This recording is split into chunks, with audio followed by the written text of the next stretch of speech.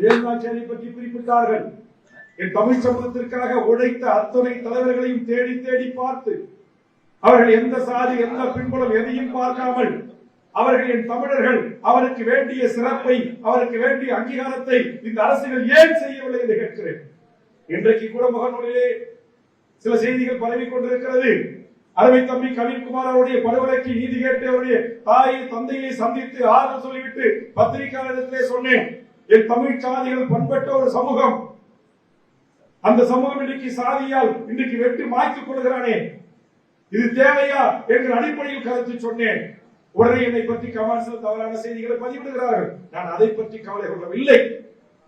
இன்னைக்கு பிராமின்ஸ் இருக்கிறான், இங்க யாச்சும் பிராமின் வெட்டிக்கிட்டு குத்திக்கிட்டு பாளையங்கோட்டை ஜெயில இருக்கிறானா, மதுரை ஜெயில இருக்கிறானா, போய் கணக்கெடுங்க.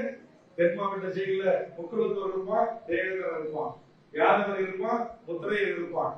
வடதமிழ்நாட்டில் கணக்கெடுங்க, பறையர் இருப்பான், படையாட்சி இருப்பான்.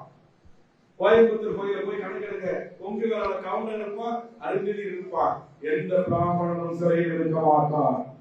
அவன் வேலை படிப்பது, நீதிபதி ஆவது, ஐஏஎஸ் ஆவது, ஐபிஎஸ் ஆவது, பெரிய கம்பெனிக்கு சிஓ, சாப்ட்வேர் கம்பெனிக்கு ஆகி பொருளாதாரத்தை ஈட்டுவது.